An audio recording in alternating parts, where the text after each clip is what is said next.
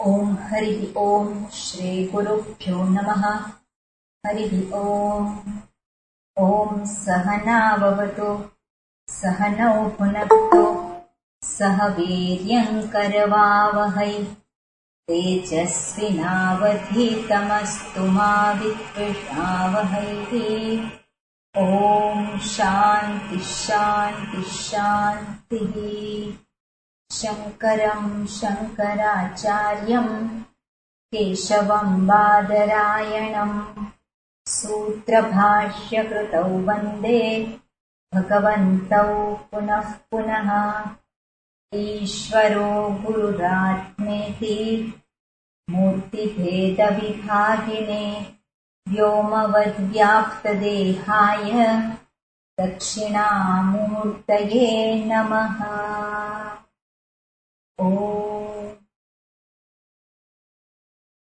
43 सूत्रથી બોલું છું। दुस्सङ्गः सर्वथा एव त्याज्यः। काम क्रोध मोह स्मृति भ्रंश बुद्धि स्मृति भ्रंश बुद्धिनाश सर्वनाश कारणत्वात्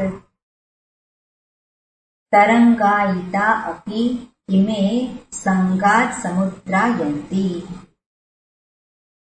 આપણે ગઈકાલે આ જોઈ રહ્યા હતા, જેમાં દર્શાવ્યું છે દુસ્સંગ કોઈ કાળે યોગ્ય નથી, અર્થાત દુસ્સંગ ત્યાજ્ય છે। જ્યારે પણ સંગ, એવો સંગ જે મને મારી સ્થિતિથી નીચે લઈ જનાર છે, એવો સંગ કરવો નહીં। જ્યારે એવો સંગ પ્રાપ્ત થાય છે ત્યારે એ સંગ વિશે હું સભાન હોઉં છું, પણ એવો સંગ જે છે એ મને મારા સંસ્કાર, ભોગના સંસ્કાર એમાં ઢસડી જાય છે। પણ એ ઢસડી જાય અને મને ભાન ભૂલાવી દે એની પહેલા મને ખબર પડે છે કે આ સંગ કરવા યોગ્ય નથી, અને ત્યાં જ એ સંગ છોડવાનો છે। એટલા માટે કહું છે દુસ્સંગ સર્વથા એવ ત્યાજ્ય। કેમ? એનું કારણ આગળના સૂત્રમાં દર્શાવે છે। કામ ક્રોધ મોહ સ્મૃતિ ભ્રંશ વગેરે એ બધાને ઉત્પન્ન કરનાર છે, અને પરિણામે સર્વનાશ થાય છે। સર્વનાશ એટલે આપણો હું જે છે એ હું રહેતો નથી, હું જેવો છે એવો રહેતો નથી। તે બુદ્ધિનાશની ગઈકાલે વાત કરી હતી આપણે, જે ભગવદ્ ગીતામાં પ્રસિદ્ધ શ્લોક છે। જાયતો વિષયાન પુંસઃ સંગઃ તેષુ ઉપજાયતે, અને જેમાં દર્શાવ્યું છે બુદ્ધિનાશાત પ્રણશ્યતિ। બુદ્ધિનો નાશ થાય ત્યાં એ વ્યક્તિ રહેતી નથી। એ વ્યક્તિ એ પશુ સમાન છે। પશુમાં અને એનામાં કોઈ ફેર રહેતો નથી, બંને એક જ છે। કારણ કે એને જે એને આપેલી છે વિશેષ કંઈક અધિકાર આપેલો છે, વિશેષ કંઈક સુવિધા આપેલી છે, એનો એ ઉપયોગ કરતો નથી। અને એ જે વિશેષ સુવિધા, જે બુદ્ધિ શક્તિ વિવેક શક્તિ આપેલી છે, જેનો ઉપયોગ કરવા માટે જે અસમર્થ બને છે, અને પરિણામે પોતાનો જ વિનાશને નોતરે છે। એટલે આ રીતે અહીંયા જે વ્યક્તિના વિનાશનું કારણ શું છે એ દર્શાવ્યું છે, વિષયોનો સંગ। અને આગળ કહે છે, આગળ વાત કરી હતી કે આ જે વિષય સંગ જે છે એ કેવો છે, તો કહ્યું હોય તરંગાયિતા અપી ઇમે સંગાત સમુદ્રાયંતી। તરંગ રૂપ હોવા છતાં પણ ધીમે ધીમે ધીમે એ વિશાળ રૂપ ધારણ કરે છે। નાનું તરંગ એ મોટું બની જાય છે। ક્યારે બની જાય છે? જ્યારે એની સાથે બીજા તરંગો જોડાય છે અને એ મોટું જ તરંગ બની ગયું અને એ ઘણા બધાના વિનાશનું કારણ બને છે. સુનામી આવે અને એ જે તારાજી ફેલાવે એના જેવી જ તારાજી મારા જીવનમાં એ કરી મૂકે છે. શું છે એની પાછળનું કારણ? દુસ્સંગ છે. અને દુસ્સંગ એટલે શું છે કે દોષકારક સંગ. જે સંગમાં દોષ રહેલો છે એવો સંગ જે છે એ દુસ્સંગ છે અને એવો સંગ સર્વથા ત્યાજ્ય છે. આ રીતે દર્શાવ્યું. અને આ જે સંગ જે છે વિષયોનો સંગ અર્થાત દુસ્સંગ, દોષકારક સંગ. કેમ? કારણ કે વિષયોમાં હંમેશા દોષ, વિષયો હંમેશા દોષયુક્ત છે. કોઈ પણ વિષય એવો નથી કે જેમાં માત્ર સુખ જ થાય. કોઈ પણ વિષય એવો પણ નથી કે જે માત્ર દુઃખ જ આપે છે. પણ સુખ અને દુઃખથી મિશ્રિત એવો આ વિષયોનો સંગ જે છે એ મને જે જોઈએ છે એવી સ્થિતિ પ્રદાન કરી શકતો નથી. મને જે સ્વતંત્ર રહેવું છે એ સ્વતંત્રતા મને આપી શકે એવો નથી, પણ એ મને પરતંત્ર બનાવનાર છે. હવે વિષયો જે છે એ પરતંત્ર બનાવતા નથી, પણ પરતંત્ર કોણ બનાવે છે? પરતંત્ર એના તરફની મારી જે દ્રષ્ટિ જે છે એ બનાવે છે. અને એ શું દ્રષ્ટિ છે? ત્યાં સુખ બુદ્ધિ છે. મારી સુખ બુદ્ધિ જે છે એ જ મને એના તરફ એ દોરે છે અને પરિણામે એ મારા માટે બંધનકારક સિદ્ધ થાય છે. એટલે મારું જે એના પ્રત્યેનો દ્રષ્ટિ, એના પ્રત્યેની મારી સમજદારી જે છે એ સમજદારી જ્યાં સુધી બદલાય નહીં, જ્યાં સુધી યોગ્ય સમજદારી મને પ્રાપ્ત ના થાય ત્યાં સુધી એ બધા જ વિષયો જે છે એ વિષયો મને મોહ પ્રગટ કરવા માટે સમર્થ છે. વિષયોમાં મોહ, મારામાં મોહ પ્રગટ કરવાનું સામર્થ્ય કોણે મૂકેલું છે? મેં જ મૂકેલું છે. એટલે મારી દ્રષ્ટિ જ્યારે એના માટે યોગ્ય ના હોય તો એ વિષય સાથેનો સંગ જે છે એ મારા માટે બંધનકારી સિદ્ધ થાય છે. એટલે મુખ્ય કારણ શું છે? મુખ્ય કારણ છે મારી દ્રષ્ટિ, અયોગ્ય દ્રષ્ટિ. એટલે અયોગ્ય દ્રષ્ટિ એનું જ નામ છે મોહ. જગતની સાથેની હું જોડાઉં છું, એની સાથેનો સંગ કરું છું, પણ એ સંગની પાછળની મારી જે સમજદારી છે કેવી છે? યોગ્ય સમજદારી નથી, પણ અયોગ્ય સમજદારી છે. અને એને જ કહેવાય છે મોહ. અને આ મોહ જે છે એ કઈ રીતે પ્રગટ થાય છે? આ મોહમાંથી હું કેવી રીતે મુક્ત થઈ શકું? મોહ એટલે શું છે? એટલે આ જે મોહ જે છે, જેને આપણે મોહ શબ્દને અવિવેક તરીકે જોયો. ગઈકાલે આપણે વિસ્તારથી વાત કરી કે ક્રોધાત ભવતિ સંમોહ, જે ભગવાને કહ્યું છે કે ક્રોધમાંથી સંમોહન થાય છે. અને સંમોહિત થવું એટલે મારી દ્રષ્ટિ જે છે યોગ્ય નથી. જેવું જોવું જોઈએ એવું હું જોઈ શકવાને અસમર્થ છું. એટલા માટે એ મોહિત થયેલું છે. અને જેવું જોઉં છું એને જ હું વળગી રહું છું. એને આધારે જ હું વ્યવહાર કરું છું. એને જ આધારે આ જગતને જોઉં છું.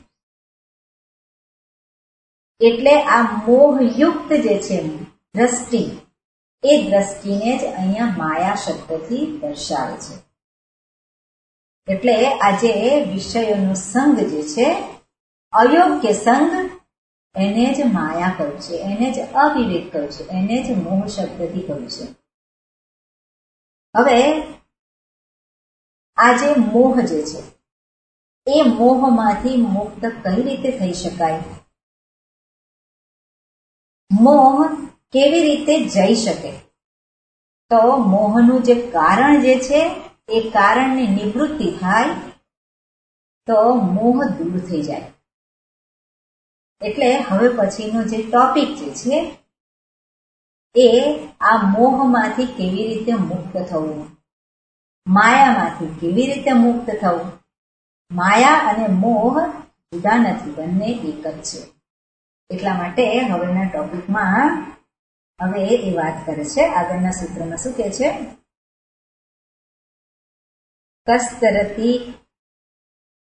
કસ્તરતી માયામ યહ સંગાત ત્યજતી યહ મહાનુભાવમ સેવતે યહ નિર્મમો ભવતી. કહ તરતી માયા. આ માયાને કોણ પાર કરી શકે? આ માયાને કોણ તરી જાય છે? અર્થાત માયાથી ઉપર ઉઠવાનો ઉપાય છે. કોઈક એવું છે કે જેણે માયારૂપી જે સંસાર સાગર કહીએ છીએ આપણે, એ સંસાર સાગરને પાર કરી ગયેલો છે, એ સંસાર સાગરને તરી ગયેલો છે. એટલા માટે અહીંયા કહ્યું છે આ માયા જે છે મોહ, એને કોણ તરી ગયું છે? અને એનો જવાબ આપો પછી શું કે છે? યહ સંગાત ત્યજતી. જે સંગથી પોતાને દૂર રાખે છે. સંગાત ત્યજતી, જે ત્યાગી દે છે સંગ. કયો સંગ ત્યાગે છે? વિષયો સાથેનો સંગ, દોષકારક સંગનો જે ત્યાગ કરે છે. એટલું જ નહીં, બીજો સંગ કરે છે, જે આપણો ટોપિક છે. કોનો સંગ કરે છે? મહત સંગ, મહાત્માનો સંગ. એટલે એ પણ અહીંયા દર્શાવતા શું કે છે? યો મહાનુભાવમ સેવતે. જે મહાનુભાવનું સેવન કરે છે, મહાનુભાવની સેવા કરે છે, મહાત્માની જે સેવા કરે છે, મહાત્માનું જે અનુસરણ કરે છે. એટલું જ નહીં, અને પરિણામે શું છે? યહ નિર્મમઃ ભવતી. એ જ નિર્મમ ભવતી. નિર્મમ એટલે જેને માટે મમ રહેતું નથી, અને મમ એટલે મારું. જેને માટે મારું એવું રહેતું નથી, મારું એવો ભાવ, જેને આપણે કહીએ મમતા, એવું રહેતું નથી. એટલે અહીંયા જે દર્શાવ્યું છે કસ્તરતી માયામ, કસ્તરતી માયામ. તો માયા અથવા તો મોહ, એને તરવાનો શું ઉપાય છે?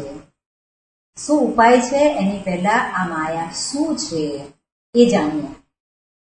માયાને પહેલા જાણી હોય અને પછી એનાથી મુક્ત થવાનો ઉપાય જાણીએ. હવે માયા જે છે એ કોઈ અહીંયા આપણે જગતમાં દેખાતી નથી. માયા કોને કહીએ આપણે? માયા જે છે આ શબ્દ પ્રયોગ કરતા હોય છે, આની માયા છે, મને છોકરાઓની માયા છે. તો છોકરાઓની માયા એટલે શું? છોકરાઓની અંદર મન જે મોહિત થયેલું છે એને આપણે કહીએ છીએ માયા. એટલે સામાન્ય રીતે માયા શબ્દને આપણે આવી રીતે ઓળખતા હોઈએ છીએ. પણ માયા શબ્દ જે છે એ માયા કોને કહેવાય? તો શાસ્ત્રમાં એના વિશે ઘણું બધું નિરૂપણ કરેલું છે. આપણે અત્યારે વિવેક ચૂડામણીમાં પણ જોયું છે કે માયા કોને કહ્યું છે. જેમાં કહ્યું હોય કે કાર્યાનુમેયા માયા, એનું લક્ષણ શું છે? કાર્યાનુમેયા માયા. કાર્યને આધારે જેનું અનુમાન કરવામાં આવે છે એને માયા કહેવાય. અર્થાત કાર્ય મારા માટે પ્રત્યક્ષ છે. જે કંઈ દેખાય છે એને આધારે એના કારણનું અનુમાન કરવામાં આવે છે. દેખાય છે, શું દેખાય છે મને? તો આ ઇન્દ્રિય પ્રત્યક્ષ જગત, ઇન્દ્રિય પ્રત્યક્ષ જગત જે છે એ શું છે? માયાનું કાર્ય છે.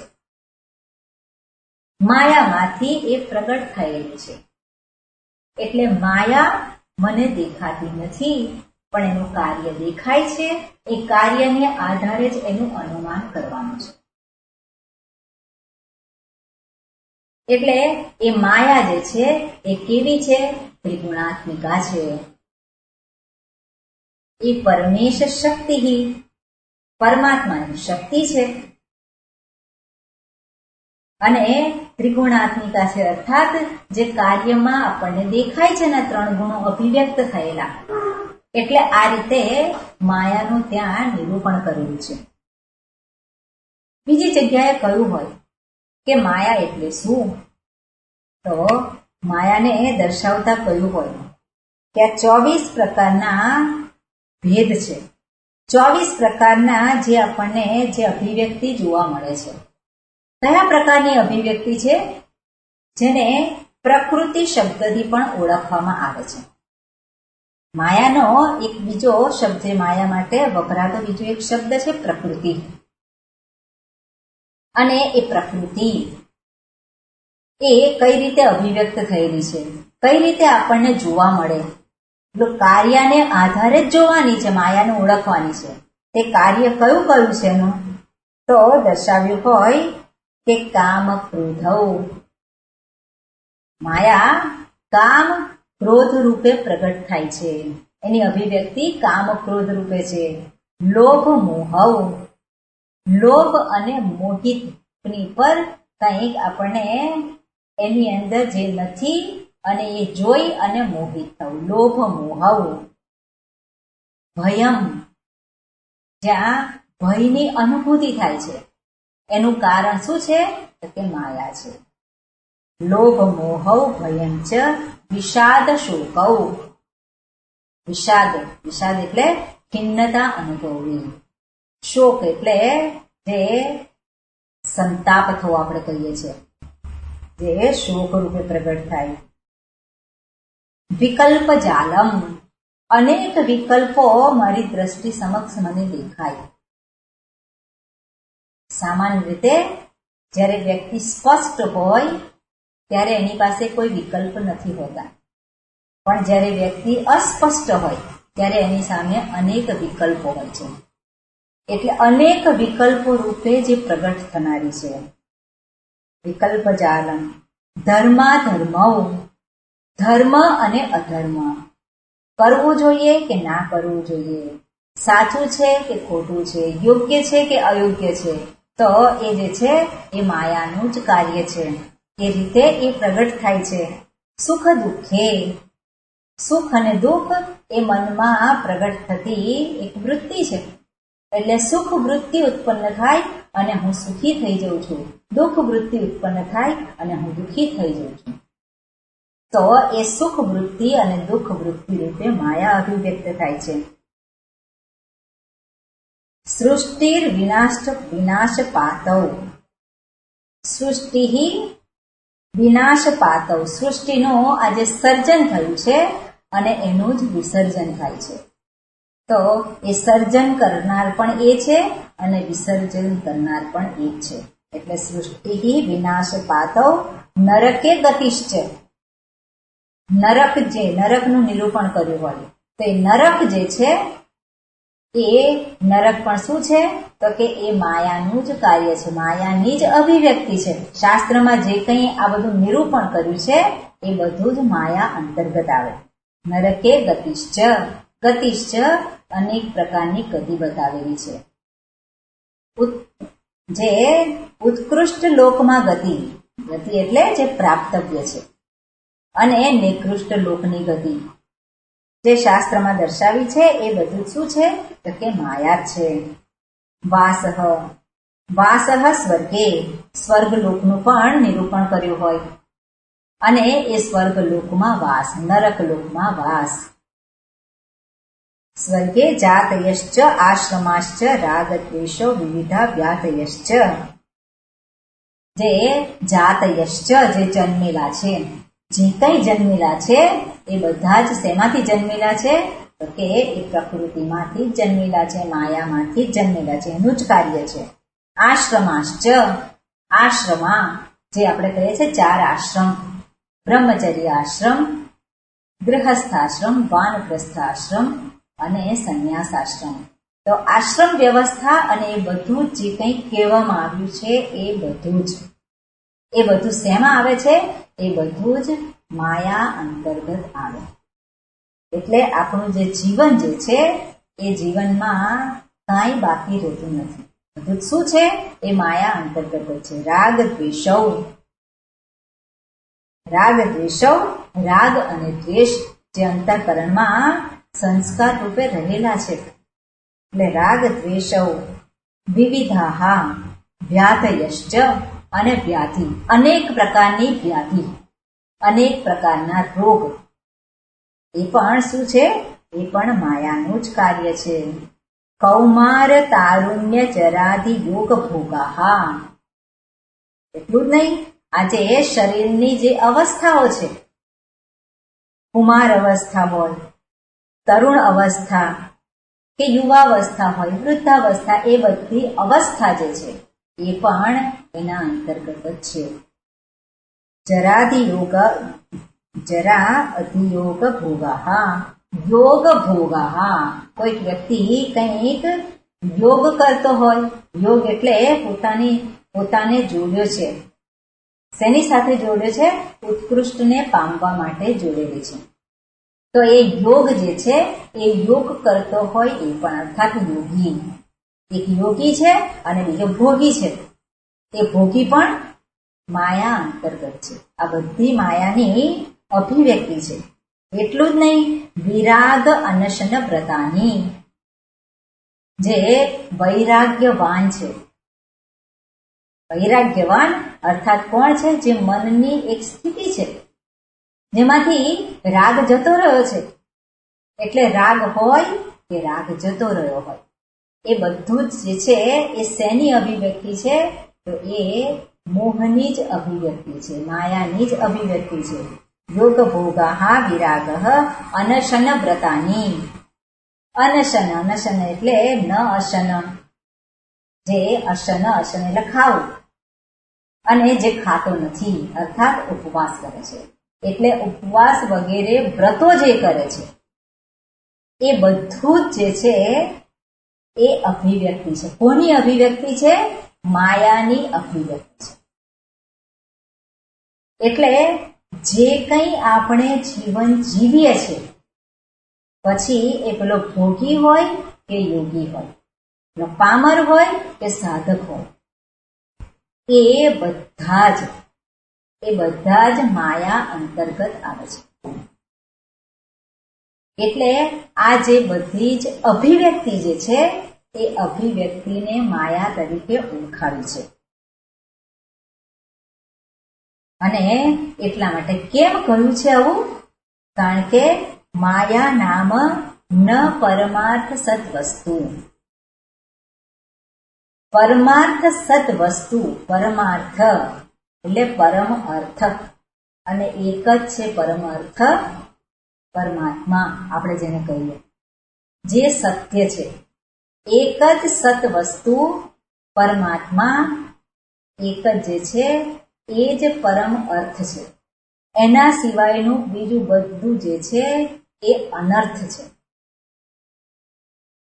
એક પેલો ભોગમાંથી છૂટ્યો અને યોગમાં જોડાયો, પણ એ યોગમાં જોડાયેલો છે એ પણ માયાના ચક્રમાં જ છે. એમાંથી બહાર નીકળી નથી ગયો. એટલે કોણ જે છે એ માયાના ચક્રમાં નથી. માયા અંતર્ગત કોણ આવે? તો માયા અંતર્ગત એક જ ના આવે, અને જે સત્ય છે, જે સત્યને પામેલો છે, એને શું કર્યું છે? માયાને તરી લીધી છે. એટલે માયા નામ ન પરમાર્થ વસ્તુ સા અસ્તિ ઇતિ વદંતઃ કેવલમ ભ્રાંતાઃ.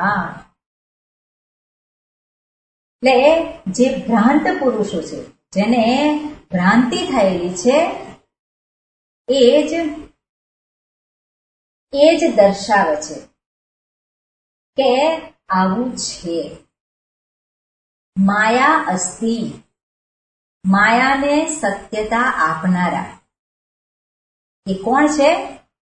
જે માયાને સત્યતા આપનારા, અર્થાત એની જે અભિવ્યક્તિ છે, એનું જે કાર્ય છે, એને સત્ય દર્શાવનારા જે છે એ બધા જ ભ્રાંત છે. એ બધા જ કેવા છે? જે સત્યને જાણનારા નથી. પણ જે સત્યને જાણનારા છે એ કે છે આ બધી જ માયાની જ અભિવ્યક્તિ છે. એટલે આ રીતે અહીંયા કે છે કે આવું સાંખ્ય શાસ્ત્રમાં દર્શાવ્યું છે. સાંખ્ય શાસ્ત્ર જે છે એ આ 24 પ્રકારે માયાની અભિવ્યક્તિનું નિરૂપણ કરે છે. ભગવદ્ ગીતામાં પણ આની વાત કરી છે.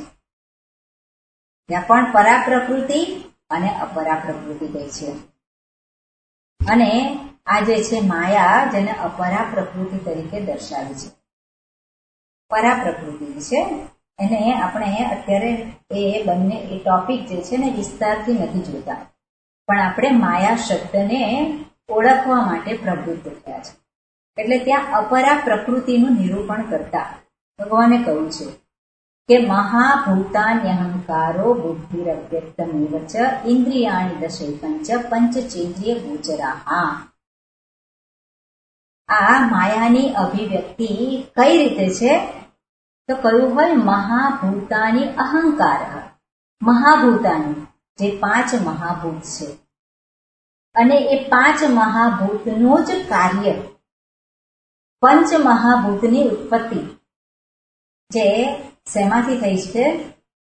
તો આપણે જોયું છે વિવેક ચોડામણમાં કે સત્વ રજસ તમો ગુણાત્મિકા માયા, અને એ માયામાંથી જ આ પંચ મહાભૂતની ઉત્પત્તિ થઈ છે. અને એ પંચ મહાભૂતમાંથી જ આખી સૃષ્ટિની ઉત્પત્તિ થઈ છે. એટલું જ એ જ પંચ મહાભૂતમાંથી હું જેને હું તરીકે ઓળખું છું, જ્યાં શરીર, ઇન્દ્રિય, મન, બુદ્ધિને આધારે જે ઓળખાય છે એ હું, એ એમાંથી જ એની ઉત્પત્તિ થઈ છે. એટલે જે વ્યષ્ટિ અને સમષ્ટિ જે માયાનું જ કાર્ય છે. એટલે એ દર્શાવતા કહ્યું હોય કે મહાભૂતાની આ પંચ મહાભૂત અને એમાંથી જ પ્રગટ થયેલો અહંકાર જ્યારે માયાને ઓળખતો નથી, માયા શું છે એના વિશે જેને ખબર નથી, પરિણામે એ જે અહંકાર ઉભો થાય છે. એટલે માયાની જ અભિવ્યક્તિ અહંકાર રૂપે છે. માયાનું જ કાર્ય અહંકાર છે. અહંકાર બુદ્ધિ અવ્યક્તમેવ ચ. બુદ્ધિ, અહંકાર, બુદ્ધિ. જે બુદ્ધિ કેવી છે? સંકલ્પ, વિકલ્પ અને નિશ્ચયાત્મિકા બુદ્ધિ. એ બુદ્ધિ જે છે એ પણ એનું કાર્ય છે. અવ્યક્તમેવ ચ. હા, વ્યક્ત અને અવ્યક્ત. વ્યક્ત જે છે એ કાર્ય છે. એ કાર્યની પાછળનું કારણ જેને અવ્યક્ત તરીકે દર્શાવવામાં આવે છે. અવ્યક્તમેવ ચ. એટલે સ્થૂળ અને સૂક્ષ્મ. ઇન્દ્રિયાણી દશૈકંચ, જે 10 ઇન્દ્રિયો અને મન, અને પંચચેન્દ્રિય ગોચરાહ, 5 જે છે ઇન્દ્રિય ગોચરાહ, અર્થાત 5 જે ઇન્દ્રિયોના વિષયો છે. અર્થાત આ સમગ્ર સૃષ્ટિ રૂપે જે અભિવ્યક્ત થયેલ છે એમાં સમષ્ટિ અને વ્યષ્ટિ એ બંને આવી જાય. એટલે જે કાર્યનું મેયા કહ્યું છે, એ કાર્યને આધારે જેનું અનુમાન કરવામાં આવે છે એ માયા છે. એટલે એનું કાર્ય, એનું અભિવ્યક્તિ આ પ્રમાણેની છે. એટલે આ પ્રમાણે આ અપરા પ્રકૃતિ કહેલી છે. અને એમાંથી જ આજે આગળ જે વાત કરી હતી, કામ, ક્રોધ, લોભ, મોહ, એ બધા એમાંથી જ એના જે વિકારો છે, એ માયા જે છે પ્રકૃતિ છે, એના જ વિકારો ઉત્પન્ન થાય છે. એટલે આ પ્રમાણે માયાની અભિવ્યક્તિ વિશે વાત કરે છે. હવે માયાના સંદર્ભમાં આપણે જોઈએ તો માયા ખરેખર છે શું, એના સંદર્ભમાં જ્યારે વિચાર કરવામાં આવે ત્યારે માયા જેવી કોઈ વસ્તુ નથી, એ સિદ્ધ થાય છે.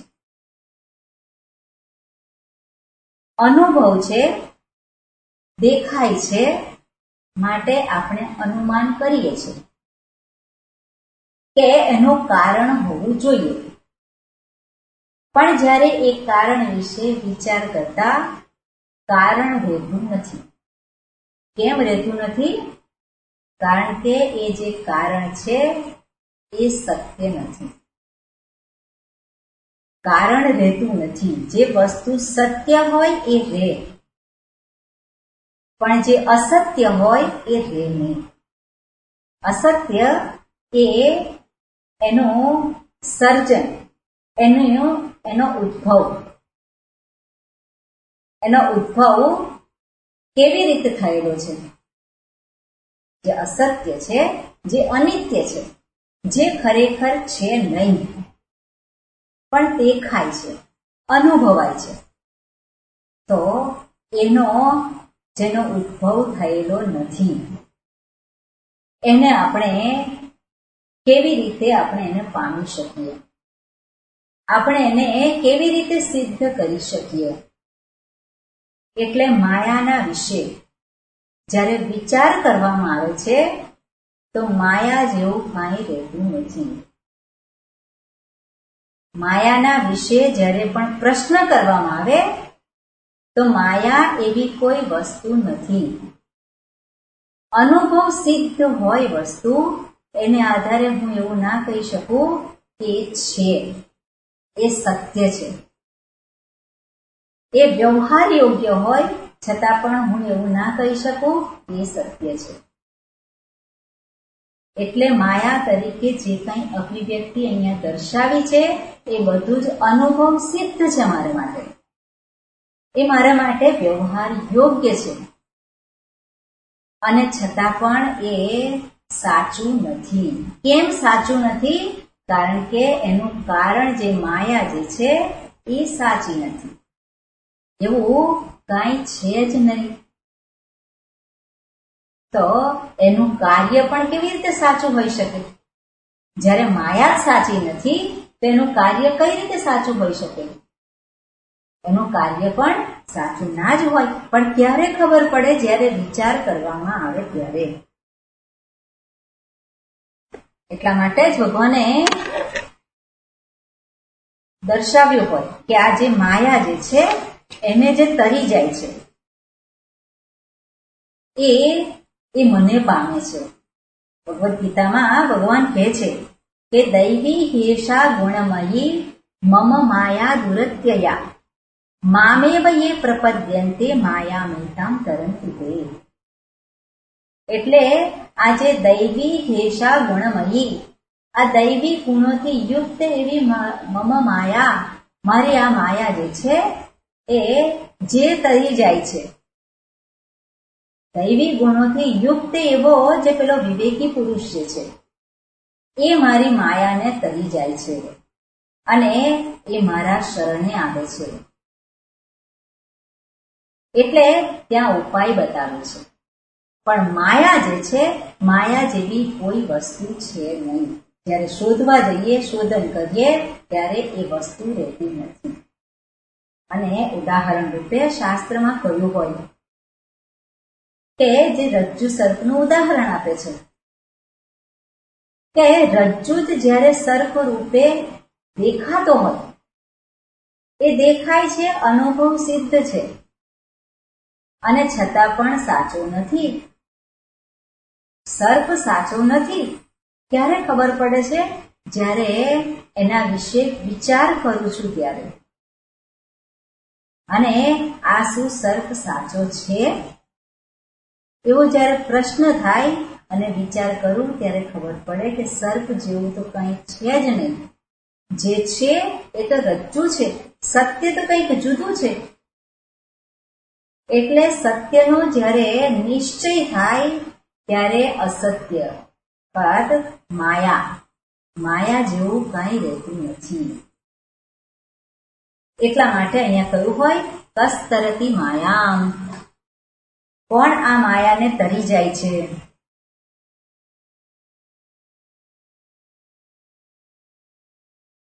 શાસ્ત્રમાં એક વ્યાખ્યા એવી કરી હોય માયાની, યામાં સા માયા. યામાં એટલે માં નિષેધાર્થે છે, જે નથી અને છતાં પણ જે છે એવું મને લાગે છે એને જ કહેવાય માયા. એટલે આપણે આપણા જીવનમાં જોવાના કે જે છે એવું મને લાગે. શું છે એવું લાગે છે? કે હું સુખી છું એવું મને લાગે છે કે નહીં? લાગે છે. હું દુઃખી છું એવું મને લાગે છે કે નહીં? એવું લાગે છે. હું ચિંતિત છું, હું ભયભીત છું, હું આવો છું. અને એટલું જ નહીં, મારી સામે જગતમાં જે છે એ પણ આવું છે. જે લાગે છે એ શું છે? એ ખરેખર માયા છે. એટલે વ્યવહારને આધારે, અનુભવને આધારે આપણે સત્યને પામી શકીએ નહીં. જે સત્ય છે એ અનુભવથી કંઈક વિશેષ છે. સત્ય અનુભવ જેટલું નથી, અનુભવથી એ ઘણું ઉપર છે. એટલે અનુભવને આધારે સત્યનો નિશ્ચય કરી શકાય નહીં. આપણે હંમેશા અનુભવને આધારે જ સત્યનો નિશ્ચય કરીએ છીએ. મારો અનુભવ છે. હંમેશા શું કે પેલો મારો અનુભવ છે, મારો અનુભવ છે એટલે સાચું. અનુભવ સાચો. પણ આપણે જ્યારે અનુભવ કરીએ છીએ ત્યારે એ સુખનો અનુભવ થયો, એ સુખનો અનુભવ સાચો. અનુભવ સાચો છે પણ એ સુખ સાચું નથી. દુઃખનો અનુભવ થયો તો એ અનુભવ સાચો છે પણ દુઃખ સાચું નથી. અનુભવ કે સુખ કે દુઃખ એ વૃત્તિ મનમાં ઉત્પન્ન થાય છે અને દુઃખ વૃત્તિ ઉત્પન્ન થાય, દુઃખનો અનુભવ થાય છે. પણ એ દુઃખ જે છે, આપણે કહીએ છીએ કે આ દુઃખ છે, એ દુઃખ સાચું નથી. કેમ? કારણ કે એ દુઃખ રહેતું નથી, એ સુખ રહેતું નથી. એને કેવી રીતે સાચું કહી શકીએ આપણે? એ તો અનિત્ય છે. એટલે જે હોય એને આધારે આપણે નક્કી કરવાનું ના હોય કે આ સાચું. એટલે કે છે કે આ જે છે માં જે એટલે નથી, યામાં સા માયા. એટલું જ નહીં, બીજી કોઈ જગ્યાએ કહ્યું હોય. બરોબર. આ જે છે એ માત્ર કેવી છે તો કે પ્રતિભાસ રૂપમ. માત્ર જે આભાસ રૂપ છે. માયા જે છે એ માત્ર આભાસ રૂપ છે. જેવી રીતે સ્વપ્ન અવસ્થામાં જેવી રીતે મને આભાસ થાય છે, ત્યાં પણ અનુભવ તો છે. હું અનુભવું છું, જે કંઈ થઈ રહ્યું છે એનો અનુભવ કરનાર હું છું ત્યાં. અને જે કંઈ બધા અનુભવો પણ થાય છે, પણ એ બધા જ અનુભવો જે છે એ કેવા છે તો કે માત્ર આભાસ છે. કારણ કે સ્વપ્નમાંથી જાગું છું ત્યારે એ રહેતા નથી.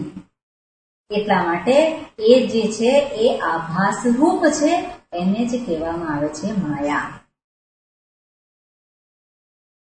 અને ભગવાને પણ ઘણી બધી વાતો અનેક જગ્યાએ આના સંદર્ભમાં કરેલી છે. પણ અલ્ટિમેટલી શું કહે છે કે માયા એ કઈ કેવી છે તો કે અવિદ્યા કલ્પિતા. અવિદ્યા અજ્ઞાનને કારણે કલ્પિતા. કલ્પિતા એટલે મનથી કલ્પના કરી છે એવું નહીં, પણ કલ્પિતા એટલે પ્રતિતા. અજ્ઞાનને કારણે જેની પ્રતીતિ થાય છે, અજ્ઞાનને કારણે જે અનુભવાય છે, એવી આજે માયા જે છે એ પરમાત્માના સ્વરૂપમાં છે કે નહીં? આજે માયા જે છે એ પરમાત્માના સ્વરૂપમાં નથી, પણ પરમાત્માથી એ જુદી પણ નથી. પરમાત્માના સ્વરૂપમાં માયાને કોઈ સ્થાન નથી, પણ જ્યારે એની અભિવ્યક્તિ આપણે જોઈએ છે, એના કાર્યને જોઈએ છે, તે કાર્ય ક્યાંથી આવ્યું? એ કાર્ય જે છે એ માયાની અભિવ્યક્તિ છે, અને એને આધારે માયાનું આપણે અનુમાન કર્યું છે. એ માયા જે છે ક્યાંથી આવી? તો એ પરમાત્મામાંથી જ આવેલી છે. પરમાત્માથી જુદી એનું કોઈ અસ્તિત્વ નથી. એટલે પરમાત્માના સ્વરૂપમાં માયા ન હોવા છતાં પણ અનુભવને આધારે હું જ્યારે એનું અનુમાન કરું છું ત્યારે પરમાત્માથી અભિન્ન છે, અને પરમાત્માથી અભિન્ન રહીને જ એ આ સૃષ્ટિનું સર્જન કરે છે. આ જે સૃષ્ટિ જે છે મારા માટે જે અનુભવ સિદ્ધ છે, એ અનુભવ સિદ્ધ જગતનું સર્જન એ માયામાંથી થયેલું છે. પણ માયા સ્વતંત્ર રીતે સર્જન કરવાને સમર્થ નથી. એ પરમાત્માને આશ્રિત રહી અને એ સર્જન કરે છે. પરમાત્માના એના પોતાના સ્વરૂપમાં માયા જેવું કાંઈ છે નહીં. પરમાત્મા આપણે કહીએ છીએ કે તો માયા, અને માયા એટલે શું છે? સમષ્ટિ અજ્ઞાન. માયા જે છે એ સમષ્ટિ અજ્ઞાન છે, અને જે વ્યષ્ટિ જે છે અજ્ઞાન, જેને આપણે અવિદ્યા કહીએ, અજ્ઞાન કહીએ, અને અજ્ઞાનથી પેલો વ્યક્તિ જે છે એ ગ્રસ્ત છે. જ્યારે પરમાત્મા એ સમષ્ટિ અજ્ઞાનથી એ ગ્રસ્ત નથી, પણ એમને ધારણ કરેલું છે. એ સમષ્ટિ અજ્ઞાન અર્થાત માયા, જે ત્રિગુણાત્મિકા આપણે કહીએ છીએ, એને એમને ધારણ કરેલી છે. એમના પોતાના સ્વરૂપમાં એ નથી, અને છતાં પણ જ્યારે મારા માટે આ કાર્ય, જે માયાનું કાર્ય અનુભવ સિદ્ધ હોય, એ જ સત્ય હોય, તો માયા એટલી જ સત્ય છે. અને માયા સત્ય છે તો માયાનું અસ્તિત્વ એ પરમાત્માથી જુદું નથી. એટલા માટે માયા જે છે એ પરમાત્માની શક્તિ રૂપે છે. પરમાત્મા એ માયાથી ગ્રસ્ત નથી. હું માયાથી ગ્રસ્ત છું. માયાથી ગ્રસ્ત છું એટલે અજ્ઞાનથી ગ્રસ્ત છું. એટલે એને કારણે જ આ જે મોહિત થાય છે, એ મોહિત થવાનું સામર્થ્ય એને ક્યાંથી પ્રાપ્ત થયું છે? મોહ જે પ્રગટ થયો છે તે મોહ શેને કારણે પ્રગટ થયો છે? મોહ થાય છે એ મારા માટે અનુભવ સિદ્ધ છે, મારે માની લેવાનું નથી. મોહ તો મને દેખાય છે કે મારું મન જે છે એની અંદર અટવાયેલું છે, કોઈક વ્યક્તિમાં અટવાયેલું છે, કોઈક વસ્તુમાં અટવાયેલું છે, ભવિષ્યની કોઈક સ્થિતિ એવી પ્રાપ્ત થાય એમાં અટવાયેલું છે. તો એ મન જે છે એ કોઈક ને કોઈક સંગમાં આસક્ત છે. એ તો અનુભવ સિદ્ધ છે, એને હું નકારી ના શકું. તો એની પાછળનું કાર્ય શું છે? એનું પાછળનું કારણ શું છે? એ કારણ તો એ મારા જ સ્વરૂપનું અજ્ઞાન છે. મારા પોતાના સ્વરૂપને નથી જાણતી, માટે જ હું મોહથી ગ્રસ્ત થઉં છું. જે વિવેક કરી શકતી નથી, વિવેકનો અભાવ છે. પણ એ વિવેકનો અભાવ જે છે એ કઈ રીતે પ્રગટ થાય છે? આપણે તો જોઈએ કે વસ્તુ વ્યક્તિ રૂપે પ્રગટ થાય છે, પણ ખરેખર એનું જો મૂળ કારણ જો આપણે શોધીએ તો ખરેખર હુંના વિશેનું અજ્ઞાન જે છે, હુંના વિશેનું, હુંના સ્વરૂપના વિશેનું અજ્ઞાન, એ જ પેલા અહંકારને પ્રગટ કરે છે. હુંના સ્વરૂપને ભાન નથી, માટે જે હું જે છે એ તો નિત્ય સિદ્ધ છે અને નિત્ય એવા હુંનું મને ભાન નથી. અને એને કારણે જ આ શરીર, ઇન્દ્રિય, મન, બુદ્ધિની સાથેનો જે જોડાઈને એની સાથે તાદાત્મ્ય કરીને એક હું ઉભો થયો. અને એટલે સૌથી પહેલું પ્રગટ શું થયો છે કે અહંકાર પ્રગટ થયો છે. એટલે આ જે અહંકાર જે છે એ અજ્ઞાનનું કાર્ય છે. એ જ પહેલો મોહ એ છે અહંકાર. હુંના વિશેનો મને ભાન નથી, હુંના વિશેનો વિવેક હું કરી શકતો નથી. એટલા માટે જે અહંકાર ઉભો થયેલો છે એ પહેલો મોહ છે. અને પછી એને કારણે બીજો મોહ થાય છે. બીજો મોહ છે મમકાર. હુંના વિશે મને સ્પષ્ટતા ના હોય, ત્યાં મારી સામેનું જગત છે આ, એના વિશે પણ સ્પષ્ટતા રહેતી નથી. એટલે જ્યાં હુંનું જ્ઞાન નથી, યથાર્થ જ્ઞાન નથી, ત્યાં જગત વિશેનું પણ યથાર્થ જ્ઞાન નથી. અને એટલા માટે જ મારા માટે કોઈક મમ અને તવ, કોઈક મારા બને છે અને કોઈક તારા બને છે. અને બીજા જે છે પારકા છે. તો જગતને આપણે 3 વિભાગમાં વહેંચી દઈએ છે. આ મારું, આ મારું એટલે શું? મમ. જે મારું ક્યાંથી પ્રગટ થયું? એ મારું પ્રગટ થયું છે ક્યાંથી? આ પેલો હું, હુંની સાથે જ જોડાયેલું છે મમ. અને આ હું છે, કયો હું છે? એ જે હું છે એ યથાર્થ હું નથી. જે છે સત્ય છે એ હું નથી. અને કેમ નથી? કારણ કે મને એ હું જે સત્ય જે છે એનું ભાન નથી, સ્વરૂપનું ભાન નથી. એટલે સ્વરૂપનું ભાન ન હોવાને કારણે જ માયા છે. સ્વરૂપનું ભાન ન હોવાને કારણે જ મોહ છે. અને મોહમાંથી ઉત્પન્ન થયેલો મોહ અર્થાત અવિવેક. અવિવેકને કારણે જ અહંકાર પ્રગટ થાય છે. અને અહંકાર જે છે એ જ મમકાર રૂપે પ્રગટ થાય છે. અને અહમ ને મમ, અને પછી એ અહમ અને મમમાં જીવન પૂરું થાય છે. હંમેશા પેલો હું અને મારું, હું અને મારું. આખો દિવસ જે છે પેલો ચિંતન કરતો હોય. શેનું ચિંતન કરે છે? આ જગતનું ચિંતન કરે છે. પણ જગતનું ચિંતન બધું જે છે આપણી સમક્ષ છે એનું ચિંતન નથી કરતો. એના આ ચિંતનનો વિષય તો કોણ છે? હું અને મારું છે.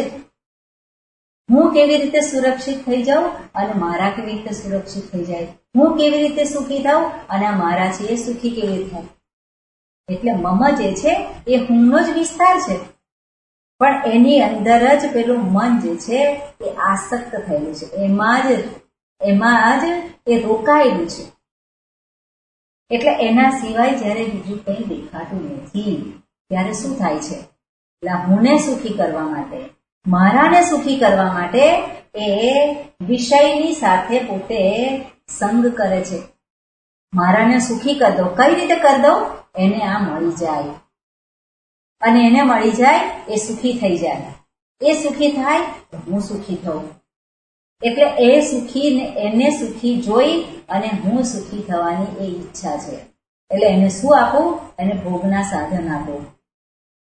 અને ભોગના સાધન આપું, પરિણામે એની સ્થિતિ શું થાય છે? મારી સ્થિતિ શું થાય છે?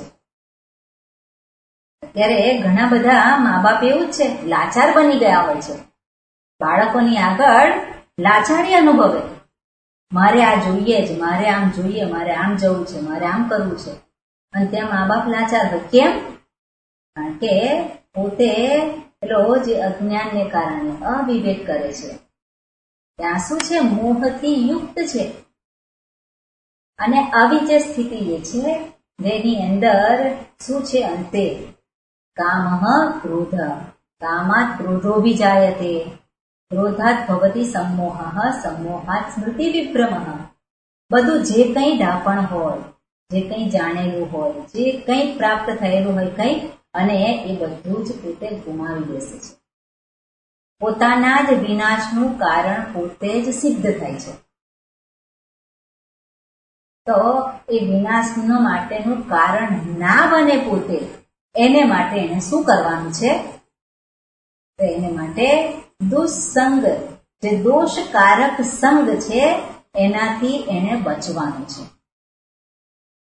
આ જગતમાં બધું જ છે, અહીંયા જે દર્શાવ્યું છે એ બધું જ જગતમાં છે. ભોગ છે અને યોગ પણ છે.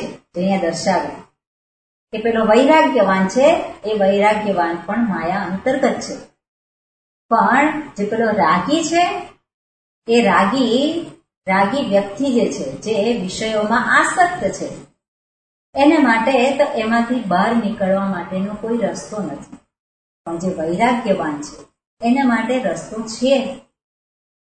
જેનો સંગ છૂટી ગયેલો છે, વિષયો સાથેનો દોષકારક સંગ જે છે છૂટી ગયેલો છે, પરિણામે પોતાનું મન જે છે એ મનને કોઈક જગ્યાએ રોકી શકે છે, કંઈક વિચાર કરવાની સમર્થ છે. એટલા માટે અહીંયા જે કહ્યું હોય કે દુસ્સંગ જે છે એ સર્વથા ત્યાજ્ય છે, પણ એને સંગ કરવાનો છે. કોનો સંગ કરવાનો છે?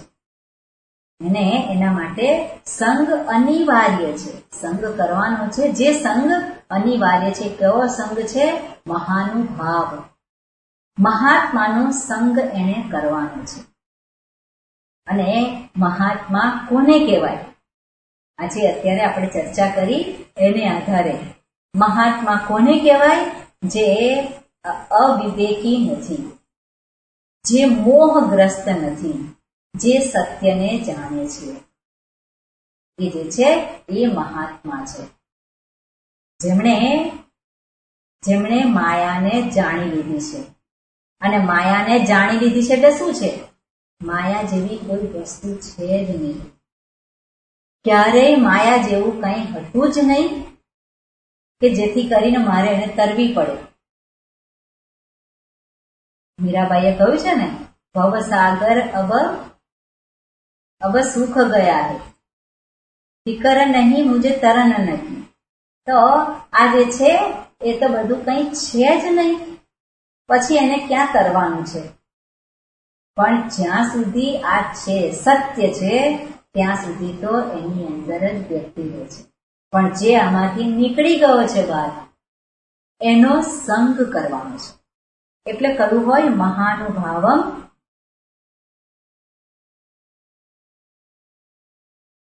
મહાનુભાવમ સેવતે, મહાઅનુભાવમ. અને અનુભાવમ એટલે કે જેનો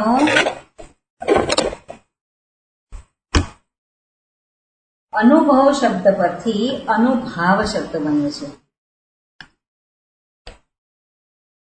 અનુભાવમ મહાનુભાવમ એટલે અનુભાવમ જે છે એ દર્શાવે છે અનુભવથી કંઈક વિશેષ. અનુભવને લગતું, અનુભવથી કંઈક વિશેષ, અર્થાત જેને શાસ્ત્રથી જે દ્રષ્ટિ પ્રાપ્ત થઈ છે. એટલું જ નહીં, જેના જીવનમાં તપ છે, જેના જીવનમાં સંયમ છે, એટલે સહજ સંયમ છે, સહજ તપ છે. જે આપણે એ કહેતા હોય કે જેને બ્રહ્મ વર્ચસની પ્રાપ્તિ થયેલી હોય, બ્રહ્મ તેજની પ્રાપ્તિ થઈ હોય, અર્થાત આજે સત્યને જેને જાણેલું છે એ વ્યક્તિ સામાન્ય નથી. એ જે મહાનુભાવ જે છે એ એની પાસે જે પેલો આવે એની ગાડીમાં એ બેસી જાય નહીં. પેલો જે પ્રમાણે કહે એ પ્રમાણે પોતે વિચારવા ના માંડે. કેમ? કારણ કે એ જે સામે આવેલો છે એ જે કંઈ કહે છે એ જે એનો અનુભવ છે, એની સમજદારી છે, પણ એ સમજદારીમાં જે કંઈ દોષ છે એ દોષ જોવાને જે સમર્થ છે. અને એટલા માટે જ એને પણ એ સાચી દ્રષ્ટિ પ્રદાન કરી શકે છે. અને એવી જે સ્થિતિ જે છે એ કઈ રીતે થઈ છે?